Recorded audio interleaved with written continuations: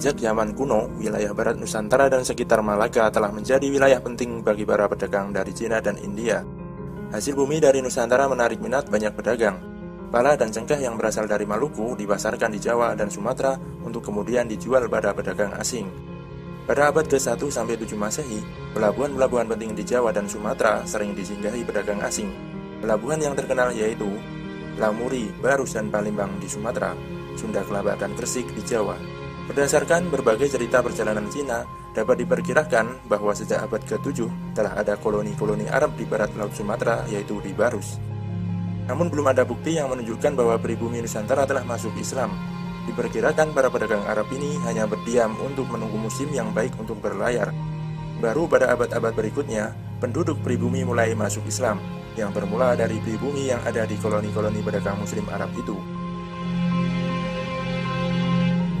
Menjelang abad ke-13 Masehi, mulai muncul kerajaan-kerajaan yang bercorak Islam di Sumatera, yaitu muncul kerajaan Samudra Pasai, Perlak, dan Palembang. Pada abad-abad berikutnya, muncul pula kerajaan-kerajaan bercorak Islam di pulau-pulau lainnya di Nusantara.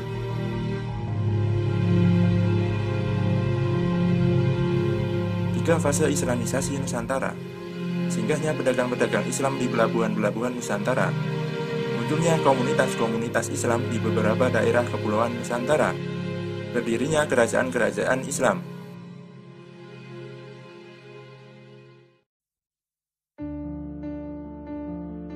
Saluran Islamisasi Nusantara.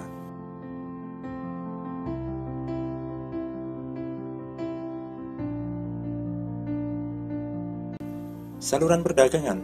Awal Islam masuk Nusantara melalui perdagangan. Para pedagang Muslim dari Arab, Persia, dan India banyak yang bermukim di pesisir-pesisir. Kekayaan yang mereka miliki sebagian digunakan untuk membangun masjid-masjid dan mendatangkan para mullah-mullah, dan akhirnya terbentuklah komunitas-komunitas Muslim di daerah pesisir. Saluran perkawinan. Dari segi ekonomi, para saudagar Muslim memiliki status sosial lebih baik dari kebanyakan pribumi, sehingga penduduk pribumi, terutama putri-putri bangsawan, tertarik untuk menjadi istri saudagar-saudagar itu. Sebelum menikah, mereka diislamkan dahulu.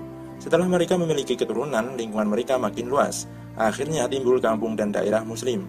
Perkembangan Islam semakin cepat dengan adanya perkawinan antara Muslim dengan anak bangsawan, anak raja atau anak adipati. Saluran pendidikan. Semakin meluasnya komunitas Islam, muncullah pesantren-pesantren yang diselenggarakan oleh para ulama.